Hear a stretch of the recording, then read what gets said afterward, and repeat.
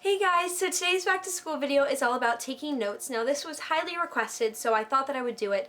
I am obsessed with taking notes. I take notes on everything. I write everything down, lists, organization. It's all super important to me. So I thought that I would share my techniques with you. So I'm going to start off with a few tips, but I'm going to try to keep that pretty short because then I'm going to show you an example of like perfect notes. So I know a few people mentioned that they have trouble keeping up with what the teacher is saying, and this can be a tough thing. Some teachers talk fast and some of them talk slower and make sure that everyone gets everything down. This is a tough one because there's nothing that you can really do except just trying to get all the main points down and not being afraid to ask them to repeat themselves. If you only got a little something, quick jot down a note about it and then raise your hand and ask them to repeat what they said about that. Also, if something gets written down on the board, you need to write that down.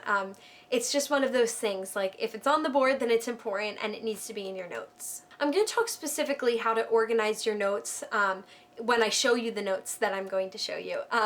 But make sure that you're always putting a title at the top of the page with a date, and don't be afraid to use highlighters, bullet points, diagrams, etc. I definitely recommend keeping separate notebooks for each class. I know some people like to get a big like multi-subject notebook, but I really do not like that. I think it becomes more complicated, and then if you only have a certain class that day, you still have to bring the whole notebook with you. So I think it's more organized and easier to keep track of if you just keep separate notebooks for each thing.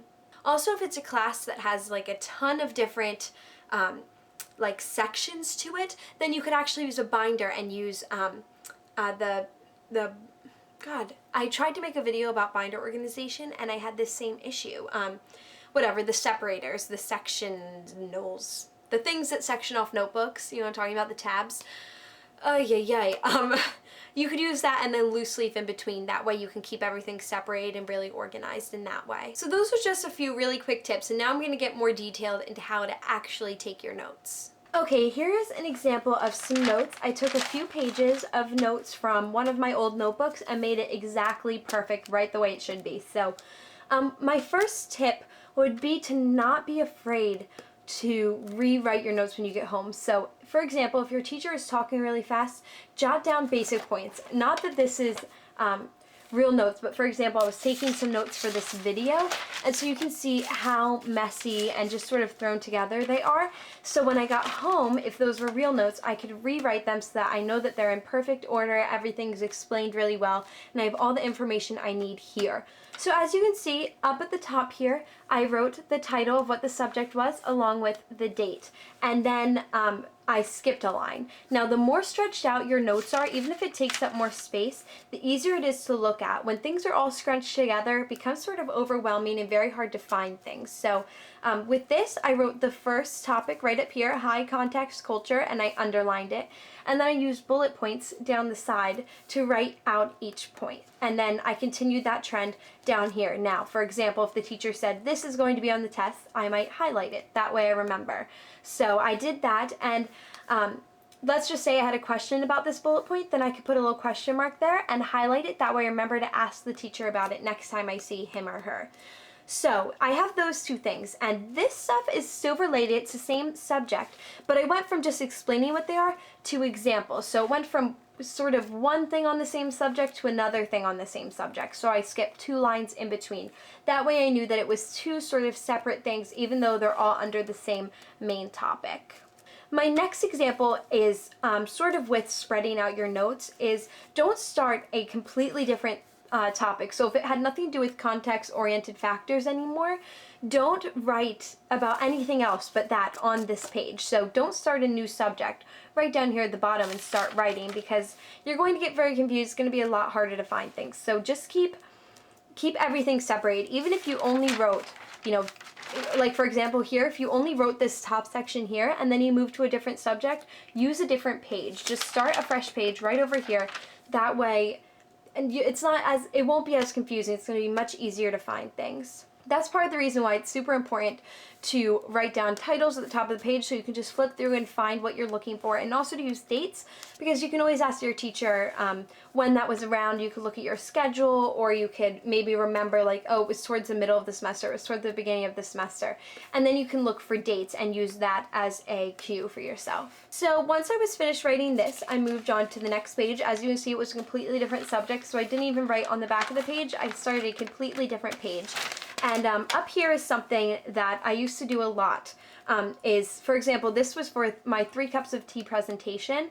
So even though it was the same day, I obviously started a new page, I wrote a new title, and wrote a date on it, and then I was going to have to flip to this a lot. So I put a post-it note in there. That way, when the notebook was closed, if I had to get right to that, I could just open the book right up to that page. So that's a great way. If there's something important that you're going to have to look at a lot, you can just go ahead and stick a post-it note up there. Now this one I showed a few different examples. So as you can see, once again, wrote my title, skipped a line. Then this stuff was a few different bullet points that were all going to be for my opening. So I wrote opening with a underline, and then I skipped a line, and then I did a little dash here, and I started with the main topic. What is the book about? And then I used bullet points indented in a little bit to answer that question. And then I skipped a line, and I did another dash and said, faces lots of challenges, which I spelled wrong, challenges, whatever.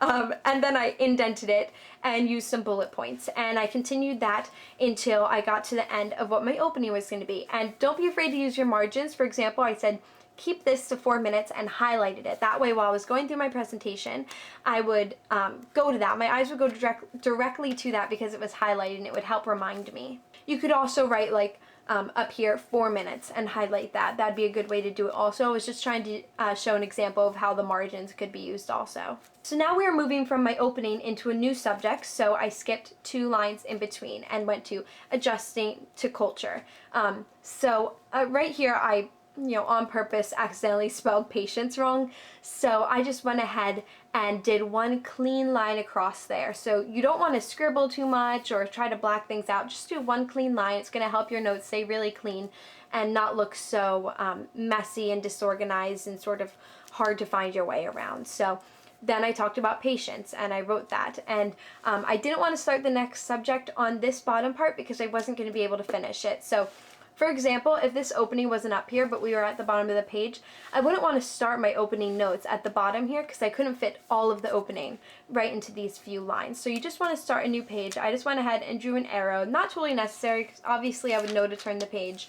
But it's just a nice little reminder that I like to give myself, especially for presentation notes, just because weird things can happen to your brain during presentation. So since it's the same subject, I went ahead and wrote on the back of the page.